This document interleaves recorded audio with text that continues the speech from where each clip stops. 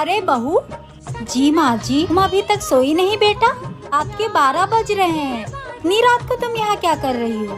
वो माँ जी, आज दिन में बहुत काम था ना, तो थोड़ा सा साफ सफाई नहीं कर पाई थी, तो मैंने सोचा ये साफ सफाई करके मैं सो जाऊंगी जाकर। कोई जरूरत नहीं है बेटा तुम्हें अकेले काम करने का। मैंने मना किया था ना, और मैंने ये भी कहा था कि तुम आज जाकर जल्दी सो जाना, सुबह मेहमान आने वाले हैं। और बहू, तुम्हें अकेले काम करने की जरूरत नहीं है, अभी तुम्हारी सास है ना, हम दोनों मिलकर काम कर लेंगे। अभी मेरे हाथ पैर चल रहे हैं बेटा, तुम्हें अकेले कोई काम करने की जरूरत नहीं है। तो जाओ जाकर सो जाओ, सुबह जल्दी उठना है। ठीक है माँ जी।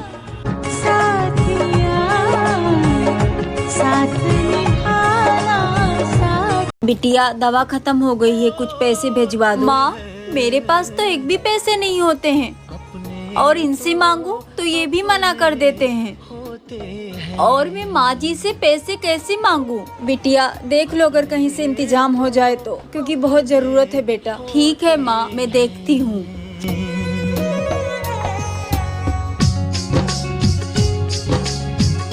माँ जी को इतने सारे पैसे कहाँ से दूँ?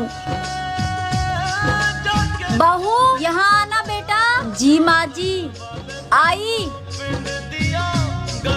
जी माँ जी। बहू, रात का प्रसाद माता रानी का थोड़ा जल्दी बना लेना, ठीक है? जी। माँ जी, मुझे आपसे कुछ बात करनी थी। हाँ बोलो बेटा।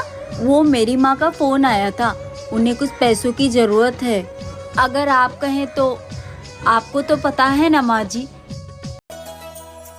इतनी सुबह सुबह रसोई में कौन है? बहू। जी माँ जी। तुझे नींद नहीं आई? क्यों उठ जाती है सुबह सुबह? अपनी भी नींद खराब करती है, हम सबकी भी नींद खराब करती है। वो दीदी को कॉलेज जाना है ना, तो उनके लिए खाना बना रही हूँ। सुबह 6 बजे उठने की क्या जरूरत है? तू 8 बजे भी उठ के उसके लिए खाना बना सकती है। माँ जी, दीदी के लिए लंच, दीदी बोलती है लंच में मैं घर का ही खाना खाऊंगी, इसलिए मैं उनके लिए खाना बना रही हूँ। अभी इसके बाप ने घर का लंच का खाना खाया है जो ये खाएगी? बड़ी महारानी बन रही है, अभी बताती हूँ इसे। रहने दो माँ जी, आप दीदी को कुछ मत बोलो, वो बुरा मान जाएंगी। अगर बुरा मानेगी ना तो 2 थप्पड़ मारकर सीधा कर दूंगी इसे। तू रुक जा बहू, मैं अभी इसे सीधा करती हूँ। और तू क्यों डर रही है? तुझे डरा कर रखती है क्या ये? नहीं माँ जी। अगर कुछ बोलेगी तो मुझे बताना, उससे डरने की जरूरत नहीं है तुझे, ननद है वो तेरी। जी माँ जी। बहू तू जाके रेस्ट कर, इसके लिए टिफिन मैं बना दूंगी, जा। अरे छोटी तू?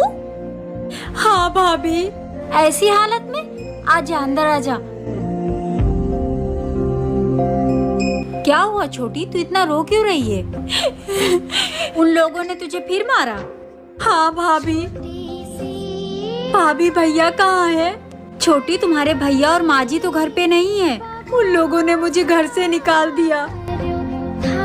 वो लोग पैसे मांग रहे हैं, कहाँ से लेकर आऊँ पैसे? अब तो भैया के पास भी पैसे नहीं है। भाभी क्या करूँ मैं अब?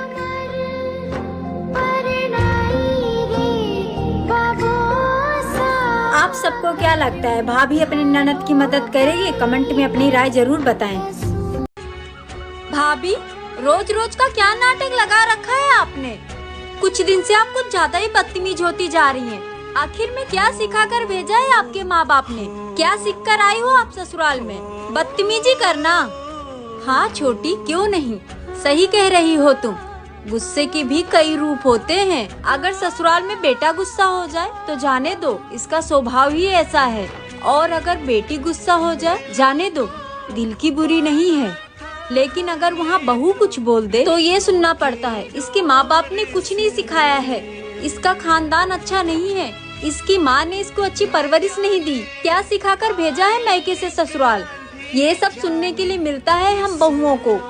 कुछ समझ में आया छोटी? कड़वा है छोटी, मगर सच है। कोई बात नहीं, अगर आपको समझ में नहीं आया तो आपकी शादी के बाद आपको बहुत अच्छे से समझ में आ जाएगा।